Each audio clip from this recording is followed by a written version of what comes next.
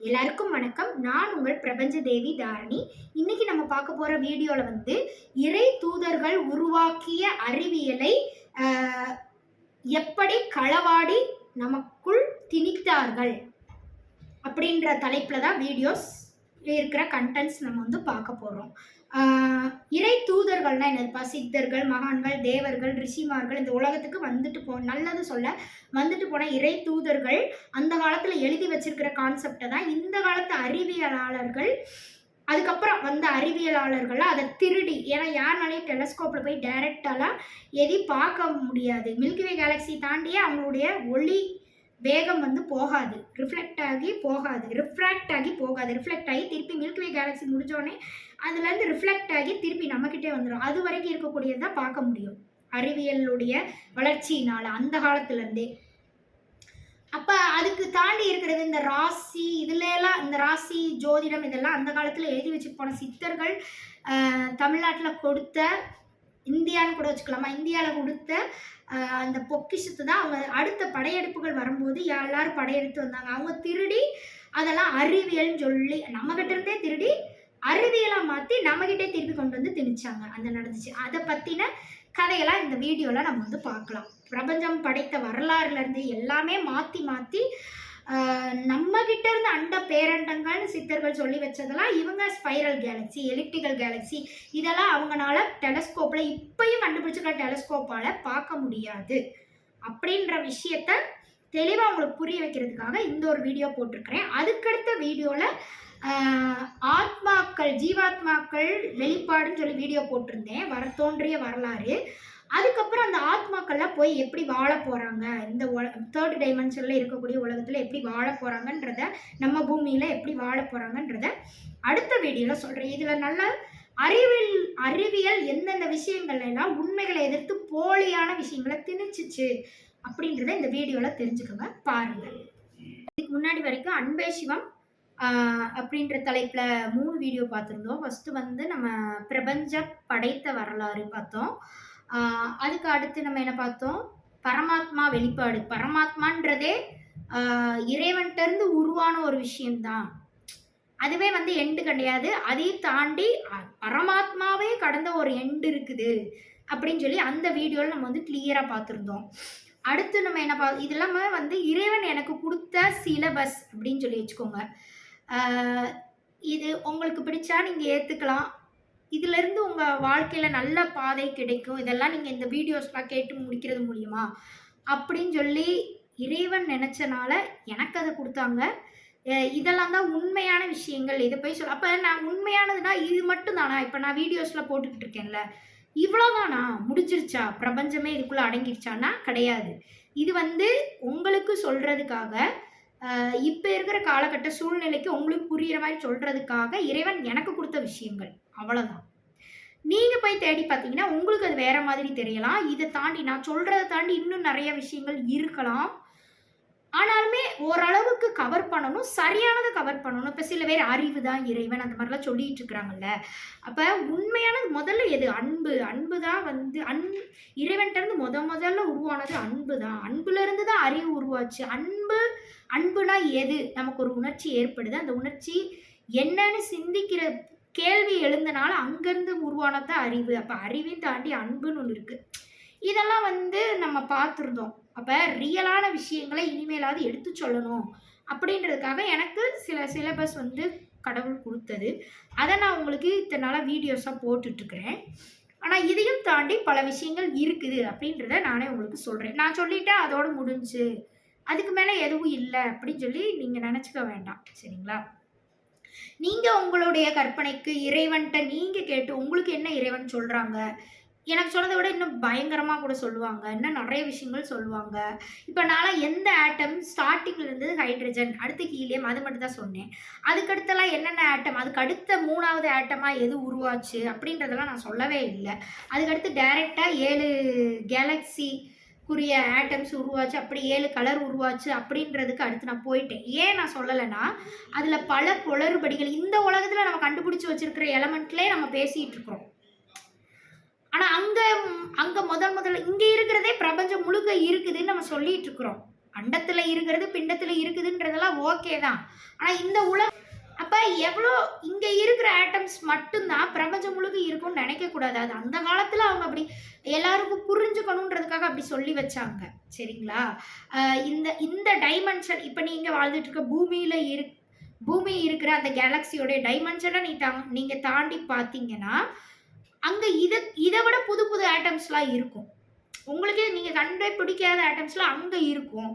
அப்போ முதல்ல பிரபஞ்சம் தோன்றுன இடத்துல நம்ம பூமியில் கண்டுபிடிச்சி வச்சிருக்கிற 108 ஆட்டம்ஸ்குள்ளே இருக்கிற பேரை சொன்னால் அது கரெக்டா? அப்போ நம்ம அறிவு கண்களுக்கு எட்டவில்லை, நம்ம புத்திக்கு எட்டலைன்னு அர்த்தம். அங்கே உண்மையிலே என்ன உருவாச்சு அப்படின்றத மற்றவங்க சொல்லிட்டாங்க இவ்வளோதான் இருக்குது அங்கே அப்படின்றதுக்காக தயவு செய்து நம்பாதீங்க. ஏன்னா அந்த பிரபஞ்சம் தோன்றிய வரலாறுல எல்லாரும் சொல்கிறத வச்சு நம்ம நம்புறனால நமக்கு எதுவும் ஆக போகிறதில்ல. அதை தெரிஞ்சுக்கிறனால நமக்கு எதுவும் ஆக போகிறதில்ல. ஜென்ரல் பேசிக் மட்டும் நம்ம தெரிஞ்சுக்கிட்டா போதும். என்னென்ன ஆட்டம்லாம் அங்கேருந்து வந்துச்சுன்றதுலாம் கடவுளே வந்து சொன்னாதான் நமக்கு தெரியும். சரிங்களா? அது சொன்னாலும் நமக்கு புரியாது. ஏன்னா நம்ம வேற டைமென்ஷனில் இருக்கோம். அந்த டைமென்ஷனுக்குலாம் போகிறதுக்கான அறிவே முதல்ல நம்மக்கிட்ட கிடையாது. அப்போ அவங்க கடவுளே வந்து அங்கே இருக்கிற ஆட்டம்ஸ் பேர் புது புது பேரெல்லாம் சொன்னால் உங்களுக்கு எப்படி புரியும்? அப்போ அதெல்லாம் வேண்டான்னு தான் மறைப்பொருளாக மறைச்சி வச்சுருக்காங்க. அதையும் மீறி சில பேர் கண்டுபிடிக்கணும்னு நினச்சிட்டு போய் எதையோ யோசிச்சுக்கிட்டு சிந்தனையில் எதோ தோன்றதெல்லாம் பூரா புக்காக எழுதி வச்சுக்கிட்டு வெளியிட்டுக்கிட்டு இருக்கிறாங்க. கிடையாது, நிஜமாக கிடையாது. நீங்கள் எவ்வளோ பெரிய சயின்டிஸ்டாக இருந்தாலும் எனக்கு அதை பற்றி கவலையே இல்லை. உங்களை நான் வந்து எதிர்க்கிறேன் இந்த விஷயத்தில் அப்படின்னா இந்த உலகத்தில் இருக்கிறத நீங்கள் கண்டுபிடிங்க, அது போதும். அதில் என்னென்ன ஆட்டம்ஸ் இருக்குது அதோடு நிறுத்திக்கோங்க. அதுக்கு மேலே இருக்கிறத உங்களுடைய அறிவு கண்களுக்கு எட்டாது. யாராக இருந்தாலும் தியானத்தில் நம்ம போய் பார்த்தாலும் எட்டாது. சரிங்களா? ஏன்னா நம்ம அந்த டைமென்ஷனுக்கு போகணும்னா ஆத்மாவாக போக முடியாது. நல்லா தெரிஞ்சுக்கோங்க. உடல் வடிவம் எடுத்து தான் போகணும். உடல் வடிவம்னா இங்கேருந்து ராக்கெட் பிடிச்சி போயிட முடியுமா? இங்கேருந்து ராக்கெட் பிடிச்சி நிலாவுக்கே நம்மளால் போக முடியல. போயிட்டு வந்தாங்கன்னு சொல்கிறதெல்லாம் போய் தான். அப்படி போயிருந்தா இப்போ இருக்கிற டெக்னாலஜிக்கு இன்னும் நிறைய பேர் போயிருக்கணும், போகவே இல்லை. அப்போ நிலாவுக்கே நம்மளால் ராக்கெட் பிடிச்சி போக முடியல இங்கேருந்து. அப்போ நம்ம எப்படி அடுத்த டைமென்ஷனுக்கு போகணும்லாம் நினைக்கிறீங்கன்னு எனக்கு தெரியல. சரிங்களா? அப்போ போகணும்னு நினச்சிங்கன்னா நிலாவுக்கு போயிட்டு வாங்க. இங்கேருந்து நிலாவுக்கு போயிட்டு சக்ஸஸ் பண்ணிட்டு வாங்க. அதை பார்த்துட்டு அடுத்த டைமென்ஷனுக்கு போகலாம். ஆனால் உடல் வடிவம் கொண்டு தான் போக முடியும். அப்போ சித்தர்களாக எப்படி போனாங்கன்னா இங்கேருந்து அணுவை விட சிறியதாக மாறி அந்த இதெல்லாம் சொல்லுவாங்களே அந்த மாதிரி உடலை சுருக்கிக்கிட்டு உடல் வடிவத்தோடு தான் அந்த இன்னொரு டைமென்ஷனுக்கும் ஒரு டைமென்ஷனுக்கும் இடையில கதவு இருக்கும் அந்த மாதிரிலாம் சொல்லுவாங்க. அதெல்லாம் நம்ம கண்ணுக்கெல்லாம் தெரியாது. அது வந்து இறைவனுடைய பெர்மிஷன் இருந்தால் தான் அந்த கதவே திறக்கும். சரிங்களா? பூங்கதவே தாழ்த்திரவாய் அந்த பாட்டெலாம் எதுக்கு கண்டுபிடிச்சி வச்சாங்க? இறைவன்கிட்ட கேட்குறது என்ன வந்து அடுத்த டைமென்ஷனுக்கு போகணும் அப்படின்னு. எதுக்கு? சும்மா சுற்றி பார்க்குறதுக்காக கிடையாது. இதெல்லாம் எதுக்கு அப்படின்னு சொல்லி நான் சொல்கிறேன். அப்போ இந்த மாதிரியெல்லான விஷயங்கள்லாம் இருக்குது. சரிங்களா? நீங்கள் ஆத்மாவாக போயெல்லாம் அடுத்த டைமென்ஷன்லாம் போய் பார்க்க முடியாது. அப்படி பார்த்துக்கிட்டு இருந்தீங்க அப்படின்னா அது எல்லாமே உங்களுடைய கற்பனைகள் தான். சரிங்களா? இறைவனே வந்து சொன்னாதான் நம்மளால் அதெல்லாம் புரிஞ்சுக்க முடியும். அடுத்த டைமென்ஷனில் என்னென்ன நடக்குது அப்பயுமே நமக்கு கிளாரிட்டி வராது. நம்மளுடைய மாயை சூழலுக்கு ஏற்ற மாதிரி தான் நமக்கு புரியும். எந்த ஒரு விஷயமா இருந்தாலும் நம்மளுடைய உலக மாயை சூழலுக்கு ஏற்ற மாதிரி தான் நமக்கு புரியும். அங்கே போய் பார்த்தோம்னா அது வேற மாதிரி இருக்கும். இப்போ பிரபஞ்சம் படைத்த வரலாறு எனக்கு வந்து இறைவன் சொல்கிறாங்கன்னா இந்த உலகத்தில் இருக்கிற இறைவனே எனக்கு எப்படி தரிசனம் கிடைக்கும்? அங்கே இருக்கிற இறைவனை எந்திச்சு வந்தால் எனக்கு இங்கே கொடுத்துக்கிட்டு இருக்காங்க அப்படிலாம் வரவே முடியாது. இங்கே இருக்கிற மாயை சூழலுக்கு ஏற்ற மாதிரியான ரூபத்தில் தான் எனக்கு தரிசனம் கொடுப்பாங்க. கரெக்டா? அப்போ அதுவும் ஒரு மாயை தானே. அப்போ நான் பார்த்தது ஆனால் இறைவனுடைய சாயலத்தை நான் பார்க்குறேன். எல்லாரையும் விட ஒரு படி மேலே போய் இறைவன்றது என் கண்ணுக்கு தெரியுது, அதெல்லாம் உண்மைதான். ஆனால் நான் ரியலாக பார்க்குறேன்னா கிடையாது. ரியலுடைய சாயல் தான் நான் பார்க்குறேன். ஏன்னா ரியலாக யாருனாலையும் இங்கனக்குள்ளே இருந்துக்கிட்டு பார்க்க முடியாது. ஆனால் இறைவனை எல்லாராலையும் பார்க்க முடியும். நிச்சயமாக நீங்கள் யார் கூப்பிட்டாலும் இறைவன் வருவாங்க, உங்களுக்காக வந்து தரிசனம் கொடுப்பாங்க, உங்கள் கூட பேசுவாங்க, பழகுவாங்க. ஆனால் நல்லா மைண்டில் வச்சுக்கணும், இந்த உலகத்துடைய மாயை சூழலுக்கு ஏற்ற மாதிரி தான் தரிசனம் கொடுப்பாங்க. சரிங்களா? அதைத்தான் ஒவ்வொருத்தரும் இறைவனை இந்த மாதிரி பார்த்தேன், காளை மாடுல இருக்கிற மாதிரி பார்த்தேன், அப்புறம் கிருஷ்ணரை வந்து பாம்பு படுக்கையில் படுத்த மாதிரி பார்த்தேன். அந்த காலத்தில் புக்கில் எல்லாம் மெய்ஞானிகள்லாம் எழுதி வச்சுட்டு போயிருக்கிறாங்களே அதெல்லாம் அவங்களுடைய மாயை சூழலுக்கு ஏற்ற மாதிரி இறைவன் தரிசனம் கொடுத்தது. சரிங்களா? அப்போ பெருமாள் அண்டத்தில் பெருமாள் பாம்பு படுக்கையில் தான் படுத்துக்கிட்டு இருப்பாங்களான்னு கேட்டால் அப்படியெல்லாம் யாரும் படுத்துக்கிட்டு இருக்க மாட்டாங்க. சரிங்களா? அதெல்லாம் வந்து அதான் சொல்கிறேன், நம்மளுடைய மாயை சூழலுக்கு ஏற்ற மாதிரி இந்த உலகத்தில் இருந்துட்டு நம்ம பார்த்தது. சரிங்களா? அப்போ எனக்கு சிவன் தெரியுறாங்க, கழுத்தில் பாம்போட காளை மாடோட தெரியுறாங்க அப்படின்னா அதுவும் மாயை தான். சரிங்களா? ரியலான கடவுளுக்கு எதுவுமே இருக்காது, உருவம் மட்டும்தான் இருக்கும். அதுக்கு ஒரு கண்ணு மூக்கு வாய் கூட இருக்காது. சரிங்களா? கருப்பாக இருக்கும், கலர் கூட இருக்காது. அதுதான் ரியலான இறைவன். அந்த அன்புன்ற உணர்ச்சியை கொண்டு படைச்சாங்கல்ல பரம்பொருளை முதல்ல, அந்த இறைவன் இறைவி எப்படி இருப்பாங்கன்னா எதுவும் மற்றதா, ஆனால் ஆண் பெண் வடிவம் மாதிரி இருப்பாங்கன்னு வச்சுக்கோ ஒரு பேச்சுக்கு. ஆனால் அந்த கண்ணு மூக்கு வாய் கூட அவங்களுக்கு இருக்காது, உருவம் மட்டும்தான் இருக்கும், கலர் கூட இருக்காது. அதுதான் ரியல் கடவுள். அவங்களாம் இங்கே வந்து நமக்கு தரிசனம் கொடுத்தாங்கன்னா பயந்து ஓடி போயிடுவோம். சரிங்களா? நம்மளோட லெவலுக்கு. அதனால அப்படி அவங்க வரமாட்டாங்க, நம்மளை பயமுறுத்த மாட்டாங்க. அதுக்கு தான் இந்த காளை மாடோட காட்சி அளிக்கிறது, சிவன் பார்வதி தேவியோட காட்சி அளிக்கிறது. பார்க்க அப்படியே ஜெகஜோதி அழகாக இருப்பாங்க. ஏன்னா நம்ம அப்படி அழகாக இருக்கிறத பார்த்தா தான் நம்ம வந்து ஹாப்பியாக அவங்க கூட போய் ஒரு ஃப்ரெண்டு மாதிரி பேசி பழகுவோம். எடுத்தோடனே கருப்பாக 2 பேர் வந்து நின்னா என்ன பண்ணுவோம்? பயந்து ஓடி போயிடுவோம். அவங்கள முதல்ல கடவுள் நம்ம நம்புவோம். ஆனால் அதுதான் கடவுள். ஏன்னா எனக்கு ஒரு நாள் அப்படி தரிசனம் கொடுத்துருக்குறாங்க. உண்மையில நானே பயந்து ஓடி போயிட்டேன். பயந்துட்டு அலறி அடிச்சு வீட்டில், எனக்கு என் கண்ணுக்கு மட்டும்தான் அது தெரியுது, மற்றவங்களுக்குலாம் அது தெரியல. அப்போ நான் பயப்பட தானே செய்வேன், மற்றவங்களுக்கு அது புரியவும் செய்யாதுல. அப்போ இந்த பிள்ளைக்கு என்னமோ ஆயிடுச்சு அப்படின்னு சொல்லி தானே நினைப்பாங்க. அப்போ இறைவனுடைய அந்த ஒரிஜினல் ரூபத்தை நம்ம பார்த்தோம்னா நமக்கு பயமாக தான் இருக்கும். சரிங்களா? ஒரு ஷேடோ மாதிரி பிளாக்காக இருக்கும் அப்படின்னு சொல்லி நினச்சிக்கோங்க. அதுவுமே ரியலான்னு கேட்டால் அதுவுமே ரியல் கிடையாது. இந்த உலகத்தில் இருக்கக்கூடிய மாயை சூழலுக்கு ஏற்ற மாதிரி தான் அதையும் நான் பார்த்துருக்கேன். அப்போ அதையும் தாண்டி டீப் பிளாக்ல ஒன்று இருக்குது. அந்த பிளாக் அந்த கருப்பு கலர்லாம் நம்மளால் பார்க்கவே முடியாது, நம்மளுடைய கண்களுக்கு அது எட்டாது அப்படின்னு சொல்லி நான் சொல்கிறேன். சரிங்களா?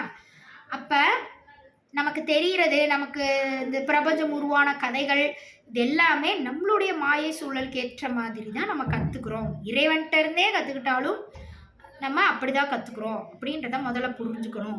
இதுக்கே இவ்வளோ நேரம் கிளாஸ் எடுத்திருக்கேன். ஏன்னா நம்ம அதில் ஒரு ஆணவத்தோடு நம்ம சுற்றக்கூடாது. நம்ம எல்லாம் தெரிஞ்சிருச்சு, அப்போ நான் தான் பெரிய ஆள், நான் எல்லாம் படித்து முடிச்சிட்டேன், பிரபஞ்சம் தோன்றிய வரலாறு பூரா படிச்சுட்டேன், இதுக்கு மேலே எதுவும் கிடையாது, மற்ற யாருக்கும் எதுவும் தெரியாது அப்படி நம்ம நினைக்கக்கூடாது. சரிங்களா? இந்த ஆணவம் கண்மம் மாயை எல்லாத்தையும் விட்டுட்டு தான் எந்த ஒரு விஷயமா இருந்தாலும் கற்றுக்கணும். இப்போ உங்கள் ஸ்கூல்லே ஒரு மேக்ஸு சொல்லி கொடுக்குறாங்க, எதாக இருந்தாலும் சரி, எந்த ஒரு விஷயத்த நம்ம கற்றுக்கிட்டாலும் அதில் ஆணவம் கண்மம் மாயைன்றது நமக்கு இருக்கவே கூடாது. நம்மளால் முடிஞ்ச அளவுக்கு அதை ஒதுக்கி வச்சுட்டு தான் எந்த ஒரு விஷயமா இருந்தாலும் அதுக்கு மரியாதை கொடுத்து கற்றுக்கணும். சரிங்களா? யார்கிட்ட கற்றுக்கிறதா இருந்தாலும். ஓகே, இப்போ இந்த இதுக்குள்ளே நம்ம போகலாம். முன்னாடி நம்ம டைமென்ஷன் கதையெல்லாம் பார்த்தோம். ஃபஸ்ட்டு மொத்தம் 7 டைமென்ஷனாக இருக்குது அப்படின்றத கொஞ்சம் விரிவாக பார்க்கலாம். இதில் 7 டைமென்ஷன் சொல்லி நான் சொன்னேன்ல, அது வந்து 7 விதமான கேலக்சின்னு சொல்லியிருந்தேன். அதைத்தான் வந்து பேரண்டங்கள் அப்படி. அதில் ஒரு தெளிவு கொஞ்சம் நான் கொடுக்காம விட்டுட்டேன். அதை கொடுத்தா தான் இப்போ நான் சொல்ல போகிற கதை வந்து உங்களுக்கு புரியும். அதில் ஒரு சின்ன இது பார்த்துடலாம். 7 கேலக்சி இருக்கிறதுலே, அதாவது மொத்த பிரபஞ்சமும் அந்த 7 கேலக்சிக்குள்ளே தான் இருக்குது அப்படின்னு சொல்லி நான் சொல்லியிருந்தேன். அந்த மொத்த அந்த 7 கேலக்சியை 7 பேரண்டங்கள் அப்படின்னு சொல்லி வச்சுக்கோங்க. 7 விதமான பேரண்டங்கள், அதான் 7 விதமான கேலக்சி. அப்போ அதுக்குள்ள சப் கேலக்சி நிறையா இருக்கும், அதை தான் அண்டங்கள் அப்படின்னு சொல்லி சொல்கிறோம். அண்டங்கள் வேற, பேரண்டங்கள் வேற. குரூப் ஆஃப் அண்டங்கள் இருக்குதுன்னு வச்சுக்கோங்க. குரூப் ஆஃப் கேலக்சிஸ் எல்லாத்தையும் ஒன்று சேர்த்தது ஒரு விதமான பேரண்டம்.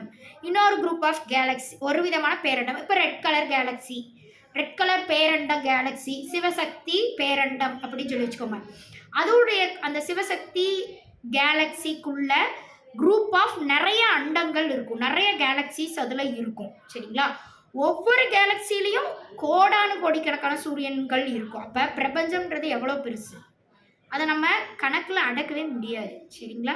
அந்த ஒவ்வொரு அண்டத்துக்கும் கோடானு கோடிக்கணக்கான சூரியன்கள் இருக்குது. கோடானு கோடிக்கணக்கான சூரியன்களை கொண்டு சென்டராக வச்சு இயக்கிக்கிட்டு இருக்கிறது தான் ஒரு கேலக்சி. அந்த மாதிரி கோடானு கோடிக்கணக்கான கேலக்சியை இயக்கிக்கிட்டு இருக்கிறது தான், குரூப் ஆஃப் கேலக்சியை இயக்கிக்கிட்டு இருக்கிறது தான் பேரண்டம் அப்படின்னு சொல்லணும். சரிங்களா? அப்போ ஒரு சூரியன் குடும்பத்தில் இருக்கக்கூடிய கோள்களில் ஏதோ ஒரு கோளில் உயிர்கள், கோடானு கோடிக்கணக்கான உயிர்கள் வாழுது அப்படின்னு சொல்லி நம்ம பூமியை பார்த்தே நம்ம புரிஞ்சுக்கிறோம். இது மாதிரி எத்தனை சூரிய குடும்பமும் இருக்குது. எல்லா சூரிய குடும்பத்திலையும் ஒரு சில சூரிய குடும்பத்தில் உயிர்கள் வாழாமல் இருக்கலாம். அது பின்னாடி இறைவன் அந்த இதுக்கெலாம் உயிர்கள் பரிணாம வளர்ச்சியை கொடுக்கலாம்.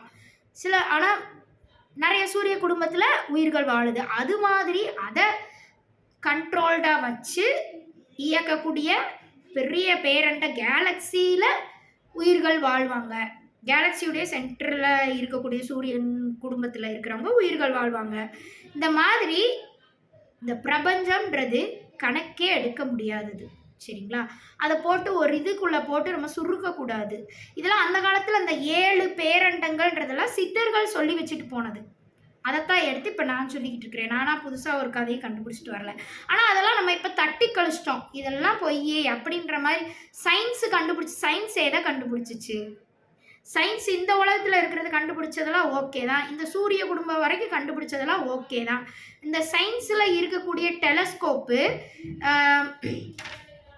நான் தான் சொல்கிறேனே, நம்மளுடைய மாயை லெவலுக்கு நம்மளுடைய இப்போ நம்ம வானத்தில் பார்க்குறோம், பூமிக்கு மேலே நைட்டு தூங்கும்போது நட்சத்திரங்களை பார்க்குறோம். அதில் எவ்வளோ நட்சத்திரங்கள் இருக்குதோ அதுதான் நம்மளுடைய கேலக்ஸி மில்கிவே கேலக்சின்னு சொல்லியிருக்கிறோம். மில்கிவே கேலக்சியில் இருக்கக்கூடிய நட்சத்திரங்களை மட்டும்தான், ஒவ்வொரு நட்சத்திரமும் ஒவ்வொரு சூரியன் சொல்லியிருக்கிறோம். அதை மட்டும்தான் நம்ம பார்த்துக்கிட்டு இருக்கிறோம். சரிங்களா? அப்போ அதை தாண்டி இருக்கிறது நிச்சயமாக நம்மளால் பார்க்க முடியாது. அப்படி சொல்கிறாங்கன்னா சயின்ஸை அதை பார்த்துச்சுன்னு சொன்னாங்கன்னா பொய், சுத்த பொய். நம்மளுடைய டெலஸ்கோப்புக்கே அந்த அளவுக்கு அறிவு இல்லைன்னு சொல்லி நான் சொல்லுவேன். அந்த அளவுக்கு கிளாரிட்டி இல்லை, அதுக்கு மேலே ஃபோக்கஸ் பண்ண முடியாது. இப்போ நீங்கள் வானத்தில் பார்த்துக்கிட்டு இருக்கிறீங்களா, இதெல்லாம் மில்கிவே கேலக்சியினுடைய சூரியன்கள், அதனுடைய பிம்பத்தை தான் நம்ம நட்சத்திரமாக நைட்டு வந்து பார்த்துக்கிட்டு இருக்கோம். இதுக்குள்ளே இருக்கிறத மட்டும்தான். இப்போ இந்த திருவாதிரை, இப்போ இந்த ராசிகள்லாம் சொல்கிறோம்ல, திருவாதிரை நட்சத்திரம், பூர நட்சத்திரம், அந்த நட்சத்திரம் இந்த நட்சத்திரம்னு சொல்கிறோம். 12 ராசிக்கும் அப்போ 12 ஏன் அதை 12ன்னு சொல்லி வச்சுருக்குறாங்கன்னா, இந்த கேலக்சியில் வந்து இப்போ இந்த மில்கிவே கேலக்சியில் வந்து 12 விதமான என்னது நட்சத்திர கூட்டங்கள் இருக்குது. சரிங்களா? 12 விதமான சூரியன்ல கொஞ்சம் பெரிய சூரிய குடும்பம் அப்படின்னு சொல்லி வச்சுக்கலாமா. 12 விதமான நட்சத்திர கூட்டங்கள் இருக்குது. அதில் ஒரு நட்சத்திர கூட்டம் நம்மளுடையது. அப்போ மீதி 11 இதெல்லாம் நம்ம வந்து பார்க்குறோம். அந்த ஒவ்வொரு நட்சத்திரத்துக்கும் 3 குரூப்ஸ் சப் குரூப் இருக்குது. அதைத்தான் வந்து ராசியில் நட்சத்திரமாக சொல்கிறாங்க. இப்போ சிம்ம ராசி இருக்குதுன்னு வச்சுக்கோங்களேன், அதுக்கு வந்து பூர நட்சத்திரம், அடுத்து என்னது உத்திர நட்சத்திரம், அப்புறம் மகம் நட்சத்திரம், 3 சப் நட்சத்திரம் சொல்கிறாங்களா ஒரு ராசிக்கு. அதுதான் என்னன்னா, இப்போ இதெல்லாம் தான் ஜோதிடம் அப்படின்றது. வானியலும் ஜோதிடமும் சொல்லி அந்த காலத்தில் கண்டுபிடிச்சு வச்சாங்க. ஜோசியம்னா நம்ம வாழ்க்கைக்கு என்ன இருக்குது, அந்த ராசியில் பிறந்தவங்க இப்படி தான் இருப்பாங்கன்றதெல்லாம் பொய்யான விஷயம். அதெல்லாம் யாருனாலையும் இங்கே உட்காந்துக்கிட்டு எந்த ஒரு மனுஷனாலையும் கணிக்க முடியாது. ஜோதிடம்ன்றதெல்லாம் எதுக்கு கண்டுபிடிச்சி வச்சாங்கன்னா, வானத்தில் நமக்கு என்னெல்லாம் நிகழுது, எத்தனை குரூப் ஆஃப் எத்தனை குரூப் ஆஃப் ஸ்டார்ஸ் கூட சேர்ந்து நம்ம சுற்றிக்கிட்டு இருக்கிறோம். நம்ம ஒரு இடத்துல இருக்கிறோம், நம்மளை சுற்றி இருக்கிற சூழலை புரிஞ்சுக்கிட்டா தான் நம்ம வாழ கற்றுக்க முடியும். அதுக்காக கண்டுபிடிச்சி வச்சது. அதை வச்சுக்கிட்டு இவன் இந்த ஜாதகத்தில் பிறந்தியான், அதனால இவன் இப்படி தான் இருப்பியான். இப்போ மரணத்தை எந்த ஒரு ஜோசியராவது கணிக்க முடியுமா? எல்லாம் சொல்கிறாங்க, இந்த ஜாதகக்காரங்க நல்லா இவ்வளோ ஆயில் இருக்கும், அப்படி இப்படி அது இதுன்றாங்க. திடீர்னு பார்த்தா அகால மரணம் அடைஞ்சிடுறாங்க. அப்போ அந்த ஜோசியக்காரன் தானே அது காரணம். சரிங்களா? அதை கரெக்டாக கணிக்காதது காரணம்னு வச்சுக்கலாமா? ஏன்னா அவங்க சொல்லி தான் இவ்வளோ நாள் வாழ்வாங்கன்னு நம்ம நினச்சிக்கிட்டு இருக்கோம். திடீர்னு பார்த்தா இறந்து போயிடுறாங்க. அப்போ ஜோசியக்காரங்க முன்னாடியே இறந்து போயிடுவாங்க அப்படின்னு சொல்லியிருந்தாங்கன்னா நம்ம அதை காப்பாற்றுறதுக்கு ஏதாவது ஒன்று பண்ணியிருக்கலாம் தானே. அப்போ ஏன் அவங்க சொல்லலை? ஏன்னா கண்டுபிடிக்க முடியாது. அதை முதல்ல ஜோசியக்காரங்க புரிஞ்சுக்கணும். அதுவே புரியாமல் அவங்கவுங்க இஷ்டத்துக்கு இந்த நட்சத்திரத்துலேருந்து பிறந்து வந்தவங்க இவங்களாம், அதனால் இவங்களாம் இப்படி தான் இருப்பாங்கன்னு ஒரு கேரக்டரை போட்டு பிரித்து வைக்கிறது, குரூப்பை பிரித்து வைக்கிறது மனுஷங்களுக்குள்ள. எல்லாமே குரூப் பிரித்து தான் கடவுள் பிரித்து விட்டு தான் அனுப்பியிருக்காங்க. ஆனால் அந்த குரூப்பை நம்ம கண்டுபிடிக்க முடியாதுன்னு நான் சொல்கிறேன். யார் எங்கேருந்து வந்தோன்றத யாருனாலையும் கண்டுபிடிக்க முடியாது. நம்மளுடைய மனிதர்களுடைய அறிவு கண்களுக்கு அதெல்லாம் எட்டாது. அப்போ சித்தர்கள் என்ன கண்டுபிடிச்சிட்டு போனாங்க அப்படின்னா, இதைத்தான் நமக்கு வகுத்து கொடுத்துட்டு போனாங்க. சரிங்களா? அதாவது நம்மளை சுற்றி இருக்கிற கேலக்ஸி நம்ம வந்து மில்கிவே கேலக்சியில் இருக்கிறோம். அப்போ நமக்கு எல்லாமே சொல்லி கொடுத்தது எல்லாமே மில்கிவே கேலக்சியில் இருக்கக்கூடிய கதைகள் தான் சொல்லி கொடுத்துட்டு போயிருக்காங்க. அதுக்கு மேலே இருக்கிற கதையெல்லாம் நமக்கு தெரியாது. அதை வந்து சிம்பிளாக தான் சொல்லியிருக்கிறாங்க. மொத்தம் 7 பேரண்டங்கள் இருக்குது. 7வது பேரண்டத்தில் இருக்கக்கூடிய சிவன் சக்தி தான் வந்து அத்தனை பேரண்டங்களையும் இயக்குறாங்க. 6 பேரண்டங்களையும் இயக்கக்கூடியவங்க 7வது பேரண்டத்தில் இருக்கிறாங்க. அப்போ ஒவ்வொரு பேரண்டத்துக்கும் சப் பேரண்டங்கள், அதாவது கிளை பேரண்டங்கள் நிறைய இருக்கு. கிளை அண்டங்கள் நிறைய இருக்குது. ஒவ்வொரு அண்டத்தையும் அண்டத்துடைய சென்ட்ரு பாயிண்ட்டை சென்டராக வச்சு கோடானு கோடிக்கணக்கான சூரியன்கள் சுத்திட்டு இருக்குது. ஒவ்வொரு சூரியனுக்கும் சூரிய குடும்பம்ன்றது இருக்குது. இப்படின்றதெல்லாம் எப்பயோ சித்தர்கள் கண்டுபிடிச்சு வச்சுட்டு போனதை இந்த அறிஞர்கள் விஞ்ஞானிகள்னு சொல்லிக்கிட்டு இருக்கோம்ல, அவங்களாம் எடுத்துட்டு அவங்க கிட்ட இருந்து அறிவை திருடினார்கள். எந்த ஒரு டெலஸ்கோப்பும் நீங்கள் போய் ஸ்பேஸ்லேயே கூட வச்சுக்கோங்க, இன்னும் மிஞ்சி மிஞ்சி போனால் பூமிக்கும் அடுத்த பிளானட்டுக்கு இடையில இருக்கிற டிஸ்டன்ஸில் ஏதோ ஒரு இடத்துல தான் நீங்கள் டெலஸ்கோப் வைக்க போகிறீங்க. ஏன்னா சூரியன்கிட்ட போய் வைக்க முடியுமா? எரிஞ்சு போயிடும். அங்கே போய் டெலஸ்கோப் வச்சிங்கன்னா ஹபிள் ஸ்பேஸ் டெலஸ்கோப்புன்றது எங்கே இருக்குது? பூமியோடைய சுற்றுவட்ட பாதையாக பூமி வந்து கொஞ்சம் வெளியே இருக்குது. வெளியே வச்சுருக்குறாங்க. உள்ளுக்குள்ளே இருந்தால் அந்த அட்மாஸ்பியர் லெவலில் சரியான கலர்ஸில் எது எப்படி இருக்குன்னு கண்டுபிடிக்க முடியாதுன்றதுக்காக பூமியோடைய அட்மாஸ்பியருக்கு வெளியே வச்சுருக்காங்க. ஜஸ்ட் அவ்வளோதான். சரிங்களா? யாரும் சூரியன் கீழே இங்கே யாரும் போயிட்டு வரல. அந்த அளவுக்கு போயிட்டு வந்த ரேஞ்சுக்கு பேசுவாங்க எல்லாரும். சரிங்களா? அப்போ உண்மையிலே சூரியன்லாம் தாண்டி போயிட்டு வந்தது யாருன்னா அந்த காலத்தில் இருக்கக்கூடிய சித்தர்கள் போயிட்டு வந்தாங்க. சரிங்களா? அவங்க தான் இத்தனை விஷயங்களையும் வகுத்து கொடுத்ததை. படையெடுப்புகள் நடந்துச்சு தெரியுமா? படையெடுப்புகள் நடக்கும்போது அந்நியர்கள் இங்கே வந்துட்டு போயிருக்காங்க தானே. நடக்கும்போது அந்த புஸ்தகங்கள் எல்லாத்தையும் திருடிட்டாங்க. சரிங்களா? திருடிட்டு அதெல்லாம் நம்ம எப்போ இருந்தோ ஃபாலோ பண்ணிட்டு வரோம். அதை திருடிட்டு நமக்கே ஒரு கதை சொல்கிறாங்க இங்கே இந்த விஞ்ஞானக்காரங்க, இந்த அறிவியல்காரங்க. நமக்கு அதை தான் நம்ம ஏற்கனவே ஃபாலோ பண்ணிட்டு வரோம். அதை நமக்கே ஒரு கதையாக வந்து சொல்லி அவங்க இங்கிலீஷில் பேர் வச்சுக்கிட்டு ஓகே இந்த பேருக்குலாம் இதுதான். அப்போ நம்ம தான் ரொம்ப தப்பு போல, ரொம்ப பழைய காலமாக இருக்கிறோம். நம்ம இந்த சித்திரை வைகாசின்னு சொல்லி ஃபாலோ பண்ணிட்டு இருந்தோம். அதை வச்சுட்டு ஜனவரி பிப்ரவரின்னு உலகம் முழுக்க பரப்பி விட்டுட்டு சித்திரை வைகாசின்னா ஏதோ கீழ்த்தனமாக பார்க்குற மாதிரி பார்ப்பாங்க. இல்லையா? அதுவும் மாசந்தே இதுவும் மாசந்தே, அதுக்கு நீ ஒரு இதை பெயர் வச்சிருக்க அவ்வளோதானே அப்படின்றத ஒத்துக்கவே மாட்டாங்க. அந்த அளவுக்கு நம்மளை கொண்டு போயிருக்கிறாங்க கீழ்த்தனமா. சரிங்களா? அப்ப இதெல்லாம் வந்து அவங்களால கண்டுபிடிக்க முடியல. இந்த ஒரு டெலஸ்கோப் இப்போ கலீலியோ டெலஸ்கோப் கண்டுபிடிச்சாரு. அதை வச்சு பூமியில இருக்கக்கூடிய மில்கிவே கேலக்சியில நமக்கு தெரிகிற நட்சத்திரங்களை மட்டும்தான் அவர் வந்து பார்த்தாரு. அதை அனலைஸ் பண்ணி சொன்னார். அவ்வளோதான்.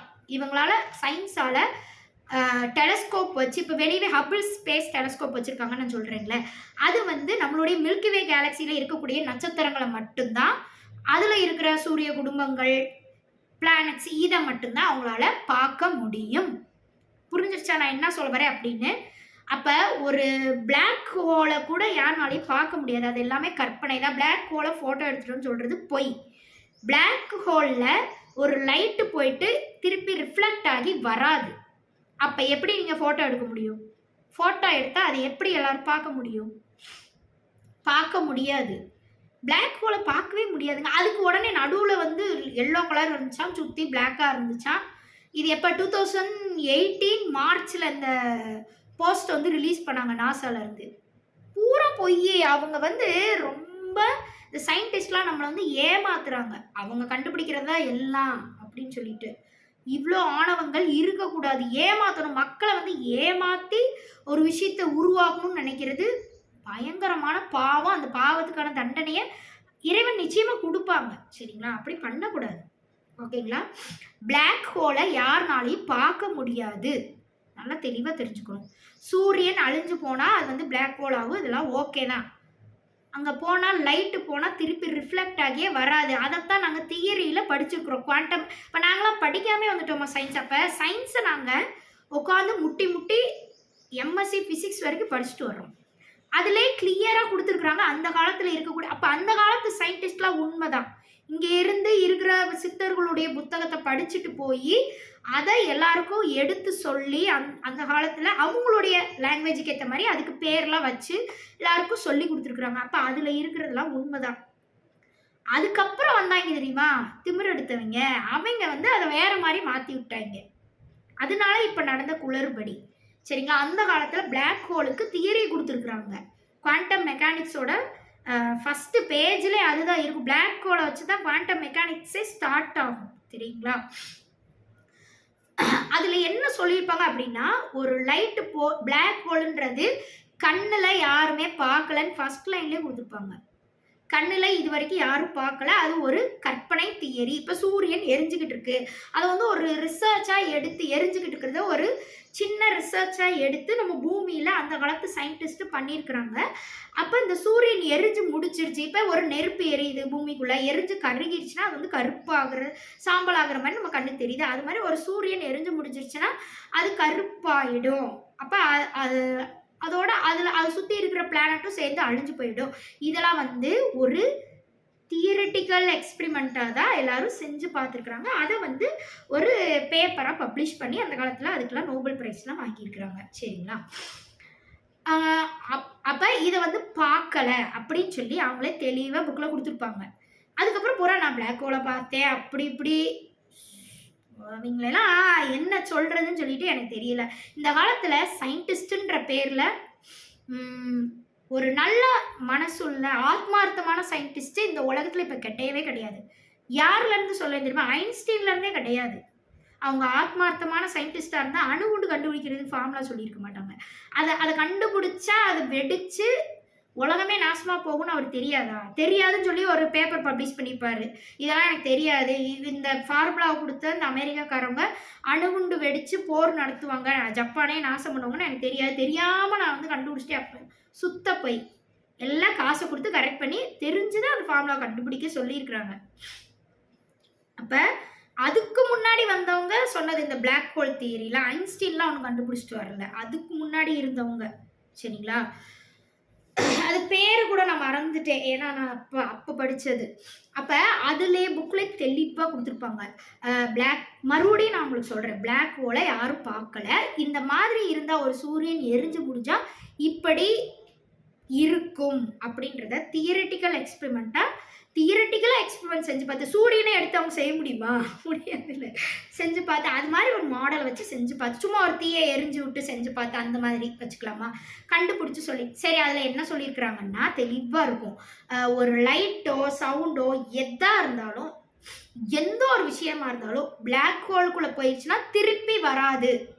தெளிவாக தெரிஞ்சுக்கணும் சரிங்களா. திருப்பி வராது. அப்போ அந்த பிளாக் ஹோலை ஃபோட்டோ எடுத்தேன்னு சொல்கிறது எவ்வளோ பெரிய முட்டாள்தனமான விஷயம். அப்போ மக்களை எவ்வளோ முட்டாளாக்குறாங்க இந்த காலத்து சயின்டிஸ்ட்டு. இதெல்லாம் நான் எடுத்து சொல்லணுன்றதுக்காக தான் இந்த ஃபிசிக்ஸ்லாம் படிச்சுட்டு இந்த ஃபிசிக்ஸ் இப்போ தப்பான ரூட்டில் போயிட்டுருக்கு. அப்போ அதே அந்த தப்பான கதையே போய் நான் ஏன் டீச்சராக இருந்துக்கிட்டு ஃபிசிக்ஸ் டீச்சராக இருந்துக்கிட்டு எல்லாரும் சொல்லி கொடுக்கணும், அதை சொல்லித்தரதுக்கு எனக்கு மனசு இல்லை. ஆனால் எத்தனையோ உண்மையான ஃபிசிக்ஸ் தியரிஸ் இருக்குது, அதெல்லாம் தான் சொல்லி தந்துட்டு மெயினான ரூட்டில் போகணுன்றது தான் நான் ஐடியா பண்ணிவிட்டு அதை ஃபிசிக்ஸ்லேருந்து வெளியே வந்தேன். ஆனால் இப்போயும் ஃபிசிக்ஸ் இருந்தால் தான் மெயினானத்துக்கே போக முடியும். அதுக்குரிய நான் உண்மையான ஃபிசிக்ஸ் தியரிஸ் அந்த காலத்தில் கண்டுபிடிச்சி வச்சதெல்லாம் நான் யூடியூப் வீடியோஸில் உங்களுக்கு நான் சொல்லி கொடுக்குறேன். அதெல்லாம் உங்கள் புக்ஸ்லேயே இருக்கும். அதுக்கெலாம் மீனிங் தெரியாமல் யாராவது இருந்தீங்கன்னா கற்றுக்கோங்க என்னுடைய வீடியோஸ் பார்த்து, உங்களுக்கு ரொம்பவே யூஸ்ஃபுல்லாக இருக்கும் சரிங்களா. அதெல்லாம் அடுத்தடுத்து நம்ம போகலாம். இப்போ அடுத்து வந்து பிப்ரவரி 28 சயின்ஸ் டே வருது. இப்போ மகா சிவராத்திரி சீரீஸை வந்து நம்ம முடிச்சுட்டு சயின்ஸ் டேக்குள்ளே கொஞ்சம் போகலாம் சரிங்களா. அப்போ சயின்ஸ் டேனா என்ன, சிவனுக்கு எதிராக வர்றதா அப்படி பேசக்கூடாது. அந்த சயின்ஸை கொடுத்ததே சிவன் தான் அப்படின்னு சொல்லி நான் நினைப்பேன் சரிங்களா. அப்போ இந்த பிளாக் ஹோல் கதைக்கு வருவோம். அப்போ எந்த ஒரு லைட்டும் எந்த ஒரு சவுண்டும் எந்த ஒரு பொருளும் பிளாக் ஹோலுக்குள்ளே போனால் திருப்பி ரிஃப்ளெக்ட் ஆகி வராது. அது உள்ளே ஈர்த்து அதை முடிச்சிடும். அப்புறம் அதுக்குள்ளே போனால் வேறு டைமென்ஷனுக்கு போகலாம். இதெல்லாம் வந்து யாரும் போய் பார்த்துட்டு வரல. இதெல்லாம் அவங்கவுங்க கற்பனைக்கு தோன்ற கட்டுக்கதைகள். சயின்ஸ் சொல்லப்போனால் மெய்ஞானத்தை விட ஆன்மீகத்தை விட சயின்ஸில் தான் எக்கச்சக்க மூட நம்பிக்கையை கட்டுக்கதைகளும் சுமத்தி வச்சிருக்கிறாங்க. அதுக்குள்ளே இருந்துக்கிட்டு இந்த ஆன்மீகத்தில் உண்மையான விஷயங்களை தெரிஞ்சு வச்சு போல அதை கட்டுக்கதைன்னு சொல்லிட்டு சுற்றுவாங்க. அந்த மாதிரி சொல்கிறவங்கள தான் எனக்கு சுத்தமாக பிடிக்காது. சயின்ஸை ஆத்மார்த்தமாக படிக்கிறவங்கள படித்து புரிஞ்சுக்கிட்டு எல்லாருக்கும் சொல்லி கொடுக்குறவங்கள எனக்கு உண்மையில ரொம்ப பிடிக்கும். அதை தாண்டி திமிரா பேசுவாங்க தெரியுமா, ஆன்மீகத்தையே தூக்கி எரிஞ்ச மாதிரி. சயின்ஸில் நாங்கள் எல்லாம் கண்டுபிடிச்சிட்டோம், நீங்களா போய் கடவுளே போய், கடவுள் எனக்கு தென்படலைன்னு ஆத்மார்த்தமாக ஒத்துக்கிட்டு சயின்ஸை சொல்லி கொடுக்கணும். கடவுளே போய் நாங்கள் சயின்ஸில் பூரா கண்டுபிடிச்சிட்டோம் இப்படி பேசக்கூடாது சரிங்களா. கடவுளை இப்பயும் பார்த்துக்கிட்டு கடவுள் கூட பேசிக்கிட்டே வாழ்ந்துக்கிட்டு இருக்கவங்க இந்த உலகத்தில் நிறைய பேர் இருக்கிறாங்க சரிங்களா. அப்போ எவ்வளோ ஆணவங்கள் நமக்கு இருக்குதுன்னு பாருங்களேன். இந்த நாசாக்காரங்களாம் என்னென்ன பண்ணி வச்சுருக்காங்கன்னு பாருங்கள். அப்போ திருப்பி நான் தெளிவாக சொல்கிறேன், பிளாக் ஹோலில் எந்த ஒரு லைட்டும் போனால், இப்போ ஃபோட்டோன்றதே நீங்கள் எப்படி எடுப்பீங்க, ஒரு லைட்டை விட்டு ரிஃப்ளெக்ட் பண்ணால் தான் ஃபோட்டோ எடுக்க முடியும். கரெக்டு தானே? ஃபோக்கஸ் பண்ண முடியும். ஒரு வெளிச்சம் இருந்தால் தான். அது இருட்டாக ஆல்ரெடி இருக்குது. ஃபோனில் இருட்டாக இருக்கிறத நீங்கள் ஃபோட்டோ எடுக்க முடியுமா? அந்த காலத்து ஃபோன்லாம் உங்களுக்கு ஃபோட்டோவே விழுகாது. ஃப்ளாஷே போட்டிருந்தாலும் ஃப்ளாஷோடைய லைட் வெளிச்சம் தான் தெரியுமே தவிர்த்து அங்கே என்ன இருக்குதுன்னு தத்ரூபமாக தெரியாது. இது ரொம்ப நாளாக நம்மளால் அடைய முடியாத ஒரு விஷயமா இருந்துச்சு. அங்கே என்ன இருக்குன்னு இருட்டில் இருக்கிறத தெரிஞ்சுக்க முடியும். இப்போ தான் அது இப்போ விவோ கேமரா ஃபோன் அதெல்லாம் கொண்டு வந்ததுக்கப்புறம் நைட்டு கேமரா லைட் செட்டிங் அந்த மாதிரிலாம் வச்சு நைட் நேரத்தில் இருட்டில் என்ன இருக்குன்றதுக்கு ஏற்ற மாதிரி ஒரு லைட்டை கண்டுபிடிச்சி ஃப்ளாஷ் போட்டு எடுத்து கண்டுபிடிக்கிறோம். அவ்வளோ பெரிய டெக்னாலஜியே வந்தாலும் அதையே நீங்கள் கொண்டு போய் ஸ்பேஸில் வச்சாலுமே பிளாக் ஹோலில் பெரிய விஷயமா இருந்தாலும் நான் என்ன சொல்கிறேன்னா, சூரியனோடைய லைட் இருக்குது தெரியுமா, அதுவே பிளாக் ஹோலில் போனால் ரிஃப்ளெக்ட் ஆகாது. அப்போ அதை விட கம்மி தானே உங்கள் கேமராவோட ஸ்பேஸில் இருக்கிற டெலஸ்கோப்போடைய லைட்டோட ஃபோக்கஸு. அப்போ நீங்கள் எப்படி பிளாக் ஹோலை ஃபோட்டோ எடுக்க முடியும்? முடியாது தானே. லைட் போனால் ரிஃப்ளெக்ட் ஆகி வராது. அப்போ எப்படி எடுத்திருப்பீங்க? அதுவே போய் சரிங்களா. இப்போ மாயை நீங்கள் எடுத்தது எதையோ ஒரு ஃபோட்டோ எடுத்து வச்சுட்டு இதுதான் பிளாக் ஹோல். கிராஃபிக்ஸில் சூப்பராக இப்போலாம் எடிட் பண்ணலாமே. நீங்கள் தான் பிரபஞ்சத்தையே போய் பார்த்த மாதிரி கிராஃபிக்ஸில் எடிட் பண்ணி வச்சுருக்கீங்களே, அந்த மாதிரி இதையும் எடிட் பண்ணியிருப்பீங்க. இதை ப்ரூவ் பண்ணுறதுக்கு எல்லாருக்கும் பயம். அதனால அவங்களாம் அப்படியே அதை நீங்கள் எடுத்த ஃபோட்டோவை நம்பிட்டு உட்காந்துருக்குறாங்க. நாங்களும் சயின்ஸ் படித்தவங்க தான். நான்லாம் ஈஸியாக ப்ரூவ் பண்ணி விட்டு போயிடுவேன். உங்கள் எவ்வளோ பெரிய சயின்டிஸ்டாக இருந்தாலும் என்கிட்ட பேசுங்க சரிங்களா. இதை நீங்கள் எப்படி கண்டுபிடிச்சிங்க? 1008 கேள்வி வைப்பேன். இந்த பிளாக் ஹோலை நீங்கள் ஃபோட்டோ எடுத்ததுக்கான தியரியை சொல்லுங்கள், உட்கார வச்சு கேள்வி வைப்பேன். தப்பான விஷயத்தை இந்த உலகத்துக்கு நீங்கள் பரப்பக்கூடாது சரிங்களா. வருவேன் ஐநா சபைக்கே கொஸ்டின் கேட்பேன். நான் பூராத்தையும் குரூப் திரட்டிட்டு எப்படி இந்த பிளாக் ஹோலை ஃபோட்டோ எடுத்தாங்க அப்படின்னு சொல்லி மக்களுக்கு நீங்கள் போஸ்ட் போட்டீங்க, அதனுடைய தியரியை எங்களுக்கு விளக்குங்க, எங்களுக்கு புரிகிற மாதிரி விளக்குங்க, அப்போ நாங்கள் மக்களுக்கு எடுத்துகிட்டு போய் நாங்கள் சொல்லுவோம் அப்படின்னு சொல்லி நான் வருவேன் சரிங்களா. பல சயின்டிஸ்ட் எங்கள் ஊரில் இருக்கக்கூடிய சயின்டிஸ்ட்லாம் கூட்டிகிட்டு வருவேன் ஓகேங்களா. அப்போ ஒரு விஷயம் அதாவது இல்லாத ஒரு விஷயத்த கற்பனை பண்ணி எடிட் பண்ணிட்டு கொடுத்தா மக்கள்லாம் நம்பிடுவாங்கன்னு எவ்வளோ முட்டாளாக்குறீங்க மக்களை. சரி, இந்த மாதிரி விஷயங்களை அப்புறம் பார்த்தோம். அப்போ ஆனால் அந்த காலத்தில் சித்தர்கள் ஆல்ரெடி எழுதி வச்சுட்டு போனதா இவங்க எல்லாமே இவங்களா கண்டுபிடிச்ச மாதிரி இப்போ சொல்லிக்கிறாங்க. இத்தனை அண்டங்கள் கேலக்சிஸ் இருக்குது அப்படின்றதெல்லாம் நம்ம கண்ணுக்கு மில்கிவே கேலக்சியினுடைய அப்போ ஹப்பிள் ஸ்பேஸ் டெலஸ்கோப்ல இருந்து மில்கிவே கேலக்சியில் இருக்கக்கூடிய ஸ்டார்ஸ் சூரிய குடும்பத்தை மட்டும்தான் ஃபோக்கஸ் பண்ண முடியும். அது தாண்டி இருக்கிற இடத்துக்கு இவங்களுடைய லைட்டு போகாது. நல்லா தெளிவாக புரியுதா நான் என்ன சொல்ல வரேன்னு? நம்மளுடைய லைட்டு மில்கிவே கேலக்சியை தாண்டி போகாது. அப்போ எப்படி அதுக்குரிய கேலக்சியை இவங்க எப்படி கண்டுபிடிச்சாங்க கேள்வி கேட்பேன் சரிங்களா. எப்படி கண்டுபிடிச்சாங்க, எதை வச்சு கண்டுபிடிச்சாங்க, அதை எனக்கு விளக்கம் கொடுக்கணும். எதை வச்சு கண்டுபிடிச்சாங்கன்னா, சித்தர்கள் ஆல்ரெடி அவங்களுடைய இறைவன் அவங்களுக்கு கொடுத்த சொத்துன்னு பொக்கிஷம்னு சொல்லணும். அணுவை விட சிறியதாகக்கூடியது, அணுவை விட உருவம் இப்போ நம்ம பூமியை விட பெருசாகக்கூடியது, இந்த மாதிரியான வல்லமைகளை அந்த காலத்தில் சித்தர்களுக்கு இறைவன் கொடுத்த பொக்கிஷம். இறைவன் தான் பெர்மிஷன் கொடுக்கணும் ஒரு இடத்துலேருந்து இன்னொரு இடத்துக்கு போகிறதுக்கு. அதை வச்சு இவங்க போய் எல்லா கேலக்சியில் இருக்கக்கூடிய விஷயங்கள் எல்லாம் பார்த்துட்டு வழிவகுத்து கொடுத்தாங்க சித்தர்கள். இப்படி தான் இருக்குது, நம்மளை சுற்றி இருக்கக்கூடிய சூழ்நிலைகள் இதெல்லாம் தெரிஞ்சுக்கிட்டு இந்த உலகத்தில் வாழ கற்றுக்கோங்க அப்படின்னு சொல்லி கொடுத்துட்டு போனாங்க. அந்த புஸ்தகத்தை எடுத்து தான் பல சயின்டிஸ்ட்டுகள் ஒவ்வொரு நாட்டிலையும் எடுத்துகிட்டு போயிட்டு அவங்களே கண்டுபிடிச்ச மாதிரி நமக்கு இப்போ சொல்லி வச்சுக்கிட்டு நம்மகிட்டே இல்லை என்கிட்ட இருக்க கதை என்கிட்டே வந்து சொல்கிறியடா அப்படின்ற மாதிரி இப்போ பண்ணியிருக்கிறாங்க. சரிங்களா? சரி, அப்போ அவங்க என்ன சொல்லி வச்சுட்டு போனாங்க அப்படின்னா, அவங்க சொல்லி தான் இந்த 7 பேரண்டங்கள்ன்றதெல்லாம் நமக்கு தெரியும். இவங்க இப்போ 7 பேரண்டங்கள் கண்டுபிடிச்சுன்றதெல்லாம் சுத்த போய். மில்க்வே கேலக்சியை தவிர்த்து நம்மளோட பேரண்டம் இருக்குது தெரியுமா, நம்மளுடைய கேலக்டிக் சென்டர், அதையே இவங்களால பார்க்க முடியாது. மில்க்வே கேலக்சி தாண்டி அவங்களுடைய லைட் வேவ் போகாது, போய் ரிஃப்ளெக்ட் மில்க்வே கேலக்சியினுடைய எண்டில் தான் லைட்டு போய் ரிஃப்ளெக்ட் ஆகிட்டு திருப்பி நம்மளை ரீச் ஆகி படம் பிடிச்சி காட்டுறாங்க. அதை தாண்டி அந்த லைட்டு போக முடியாது. தெளிவாக தெரிஞ்சுக்கணும். சரிங்களா? அந்த அளவுக்குலாம் நம்ம கண்டுபிடிக்கல டெக்னாலஜிஸ். அப்போ உங்களை ஏமாத்துறாங்க. ஏற்கனவே அந்த காலத்தில் சித்தர்கள் எழுதி வச்ச ஏடுகளை எடுத்து இவங்க கண்டுபிடிச்ச மாதிரி, அப்போ அதை எடுத்து இவங்க சொல்லலை, கிராஃபிக்ஸில் எடிட் பண்ணிவிட்டு ஓகே இதெல்லாம் நாங்கள் பார்த்தோம், 7 பேரண்டங்கள் இருக்குது அப்படின்றதெல்லாம் இப்போ நமக்கு சொல்லி கொடுத்துருக்குறாங்க. புக்கில் ஆஸ்ட்ரோஃபிசிக்ஸ்ன்ற புக்கில் நம்ம அதைத்தான் படிச்சுக்கிட்டு இருக்கோம். எந்த ஒரு சயின்டிஸ்ட்டும் போய் ஸ்பேஸில் டெலஸ்கோப் வச்சு மில்க்வே கேலக்சியை தாண்டி இருக்கிறத பார்த்துட்டு வரல. தெளிவாக தெரிஞ்சுக்கோங்க. சரி, அப்போ அந்த 7 பேரண்டங்களுக்குள்ள குரூப் ஆஃப் அண்டங்கள் இருக்குது அப்படின்னு சொல்லி பார்த்தோம். ஒவ்வொரு அண்டத்துக்கும் கோடான கோடி சூரியன்கள் இருக்குது. இதில் இப்போ தெளிவுபடுத்திட்டோமா? இப்போ இது மாதிரி தான் நம்மளுடைய இப்போ 4வது டைமென்ஷன் வரைக்கும் இப்போ நம்ம பார்த்தோமா. இப்போ அடுத்த ஸ்டோரிக்கு நம்ம வந்து வரலாம். இந்த வீடியோவை இதோட முடிச்சுக்கலாம் என்று கூறி விடைபெறுகிறேன். நன்றி, வணக்கம். அன்பே சிவம்.